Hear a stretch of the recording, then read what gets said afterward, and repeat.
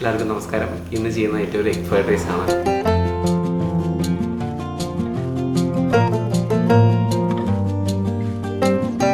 ഇതിൽ എഗ് ഇടാനായിട്ട് നല്ല വെജിറ്റബിൾ ഫ്രൈഡ് റൈസ് ആയിട്ട് യൂസ് ചെയ്യാം. ഇതിൽ ചിക്കൻ കൂടി അഡീഷണൽ ആയിട്ട് കഴിഞ്ഞാൽ ചിക്കൻ ഫ്രൈഡ് ആയിട്ട് യൂസ് ചെയ്യാം. അപ്പോൾ നമ്മളിപ്പോൾ ഇതിൽ ചെയ്തിരിക്കുന്നത് പക്ക ചൈനീസ് മെത്തേഡിൽ തന്നെ ഉള്ള ഐറ്റമാണ് നമ്മൾ ചെയ്തിരിക്കുന്നത്.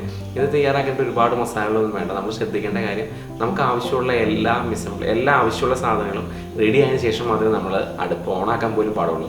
കാരണം ചൈനീസ് ഐറ്റം എന്നെല്ലാം ഒരുപാട് കുക്ക് ആവേണ്ട ആവശ്യമില്ല. പെട്ടെന്ന് ഫാസ്റ്റായിട്ട് തന്നെ റെഡി ആവുന്ന ഐറ്റമാണ്.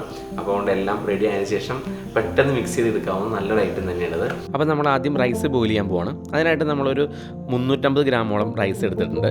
1.5 കപ്പ് റൈസാണ് നമ്മൾ ഇതിനു വേണ്ടി എടുത്തിരിക്കുന്നത്. ഇത് നമുക്ക് 2 പേർക്ക് മാക്സിമം നല്ല രീതിയിൽ കഴിക്കാൻ പറ്റുന്ന റൈസ് ഉണ്ട്. ഇത് നമ്മൾ ആദ്യം തന്നെ നല്ല രീതിയിൽ വെള്ളത്തിൽ കുതിർക്കാൻ വയ്ക്കുകയാണ്. ഒരു അരമണിക്കൂർ മാക്സിമം 3/4 മണിക്കൂർ നമ്മളിതിനെ കുതിർക്കാൻ വയ്ക്കുന്നുണ്ട്. ആദ്യം തന്നെ നമ്മൾ നല്ല രീതിയിൽ വാഷ് ചെയ്യുകയാണ്. കുതിർന്നതിന് ശേഷം വാഷ് ചെയ്താൽ പെട്ടെന്ന് ഒടിഞ്ഞു പോകും.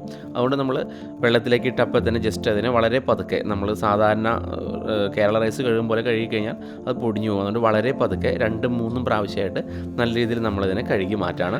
ഇതിപ്പോൾ നല്ല വൃത്തിയായിട്ട് വന്നിട്ടുണ്ട്. ഇനി നമ്മളിതിനെ സ്ട്രെയിൻ ചെയ്ത് മാറ്റാണ്.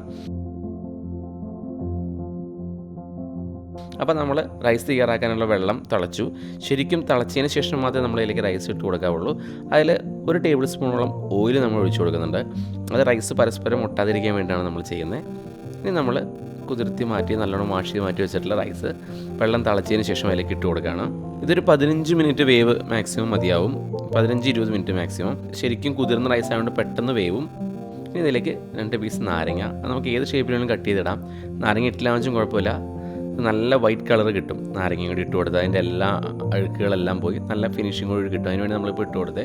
ഇത് നമുക്ക് അടച്ച് വെച്ചിട്ടോ ബോയിൽ ചെയ്യാം. മാക്സിമം ഒരു 10-15 മിനിറ്റിനുള്ളിൽ റൈസ് ആവും. സാധാരണ റൈസ് പോലെ ഒരുപാട് ടൈം വേണ്ടി വരില്ല. സാധാരണ കേരള റൈസ് പോലെ ഒരുപാട് ടൈം വേണ്ടി വരില്ല. ഇത് നമ്മൾ ജസ്റ്റ് കയ്യിലെടുത്ത് ഒന്ന് ഞെക്കി നോക്കുമ്പോൾ വളരെ സ്മൂത്തായിട്ട് പോകുന്ന ആ ഒരു കണ്ടീഷനിലാണ് നമ്മളിതിനെ വേവിച്ച് മാറ്റുന്നത്. നമ്മൾ കോരി മാറ്റിയാലും ആ ഒരു ആവിയിലും ഇതിരുന്നാവും. അപ്പോൾ അതുകൊണ്ട് അത് നോക്കിയിട്ട് വേണം നമ്മൾ ജസ്റ്റ് ഇത് വെന്തോ നോക്കാനായിട്ട്. ഇതിപ്പോൾ നമ്മുടെ കറക്റ്റായിട്ട് കിട്ടിയിട്ടുണ്ട് നമ്മുടെ റൈസ്. ഓവർ ഇതായി കഴിഞ്ഞാൽ നമുക്ക് എന്തുണ്ടാക്കിയാലും അത് കുഴഞ്ഞു പോകും. അപ്പോൾ അതുകൊണ്ട് കറക്റ്റ് ടെക്സ്ചറിൽ വേണം എടുക്കാൻ. ഒരു 3 ടേബിൾ സ്പൂൺ വെജിറ്റബിൾ ഓയിൽ ഒഴിച്ചു കൊടുക്കുന്നുണ്ട്. അതിലേക്ക് നമ്മൾ ഒരു അല്പം ബട്ടർ, ഒരു ചെറിയൊരു ടീസ്പൂണോളം ബട്ടർ ഇട്ട് കൊടുക്കുന്നുണ്ട്. അതിലേക്ക് നമ്മൾ 2 മുട്ട പൊട്ടിച്ചൊഴിക്കുകയാണ്. ഈ ബട്ടർ ഇടുന്നതുകൊണ്ട് ശരിക്കും നമ്മുടെ റൈസ് എല്ലാം ശരിക്കും സോഫ്റ്റ് ആവും. പാനിലൊരു ചെറിയ അംശം പോലും നമ്മൾ പാനിൽ പിടിക്കില്ല. അതാണ് ബട്ടർ ഇട്ടാനുള്ള ഗുണം. അപ്പോൾ ഒരു മീഡിയം കുക്കായി വരുമ്പോൾ അതിലേക്ക് ചോപ്പ് ചെയ്ത് വെച്ചിട്ടുള്ള വെജിറ്റബിൾ ആഡ് ചെയ്ത് കൊടുക്കുന്നു. ഇത് നമ്മൾ ബീൻസ് ആഡ് ചെയ്തിട്ടില്ല, അതിന് പകരം ക്യാപ്സിക്കം ആഡ് ചെയ്തിരിക്കുന്നത്. ക്യാരറ്റ്, ക്യാപ്സിക്കം, കാബേജ്, ഇത് 3 ഇപ്പോൾ നമ്മൾ ഇട്ടിരിക്കുന്നത്. അത് ഓരോരോ ചെറിയ ബോർഡായിട്ട് നമ്മൾ കട്ട് ചെയ്തതിലേക്ക് ഇട്ടു.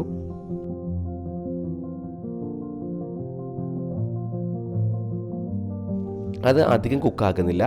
ഒരുവിധം കുക്കായി വരുമ്പോൾ നമ്മളതിലേക്ക് പ്ലെയിൻ റൈസ് നമ്മൾ ബോയിൽ ചെയ്ത് വെച്ചിട്ടുള്ള റൈസ് ഇട്ട് കൊടുത്തു. ഇനിയാണ് നമ്മൾ മസാലകൾ ഇതിലേക്ക് ഇട്ട് കൊടുക്കുന്നത്. നമ്മൾ ആദ്യം റൈസ് ഇട്ടതിന് ശേഷമാണ് നമുക്ക് കറക്റ്റ് അതിൻ്റെ മസാലയുടെ അളവ് അറിയാൻ പറ്റുള്ളൂ. ഇപ്പോൾ നമ്മൾ ഒരു 1/2 ടേബിൾ സ്പൂൺ ഉപ്പിട്ട് കൊടുത്തു. 1/2 ടേബിൾ സ്പൂൺ വൈറ്റ് പെപ്പർ ഇട്ട് കൊടുത്തു. അതിലേക്ക് ഒരു നുള്ളു പഞ്ചസാര, ഒരു നുള്ളു സോയാ സോസ്. അത് 1 ടേബിൾ സ്പൂൺ ആവാം, അതിൻ്റെ പകുതി ആവാം. സോയാ സോസ് അധികമായി കഴിഞ്ഞാൽ അതിൽ ഓൾറെഡി ഉപ്പുണ്ട്. അപ്പോൾ നമ്മൾ സോയാ സോസ് ഇട്ട് കൊടുത്തതിന് ശേഷം നമ്മൾ ഉപ്പ് ഇട്ട് കൊടുത്താൽ കുറച്ചുകൂടി നമുക്കൊരു ഐഡിയ കിട്ടും. ഇപ്പോൾ നമ്മൾ കുറച്ച് ഉപ്പ് ഇട്ട് കൊടുത്തിട്ടുള്ളൂ. ഫൈനലി അന്നേരത്ത് നമ്മൾ അല്പം കൂടി ഉപ്പ് ഇട്ട് കൊടുക്കുന്നുണ്ട്. ഇനി നമ്മൾ ഇതിൽ അല്പം വൈറ്റ് പെപ്പറിൻ്റെ കൂടി ആവശ്യമുണ്ട്. അപ്പോൾ നമ്മൾ അതും കൂടി മിക്സ് ചെയ്തിട്ടാണ്. ഇപ്പോൾ നമ്മൾ ഒരല്പം ഉപ്പ് ഇട്ട് കൊടുത്തു, ഒരല്പം വൈറ്റ് പെപ്പർ ഇട്ട് കൊടുത്തു. ഇപ്പോൾ നമ്മുടെ ഫ്രൈഡ് റൈസ് റെഡി ആയിട്ടുണ്ട്. ഇപ്പോൾ നമ്മൾ എഗ് ഫ്രൈഡ് റൈസ്, ഇത് നമ്മൾ ചിക്കൻ ഇട്ട് കൊടുത്ത് നമ്മൾ ചിക്കൻ ഫ്രൈഡ് റൈസ് ആക്കാം. വളരെ എളുപ്പത്തിലുള്ള കുറഞ്ഞൊരു ഇൻഗ്രീഡിയൻസ് വെച്ച് ചെയ്യാൻ പറ്റുന്ന നല്ലൊരു ഐറ്റമാണ്. നല്ല ടേസ്റ്റാണ്. ഒരു നുള്ളു പഞ്ചസാര കൂടി വന്നപ്പോഴാണ് ശരിക്കും ടേസ്റ്റ് ആവുന്നത്.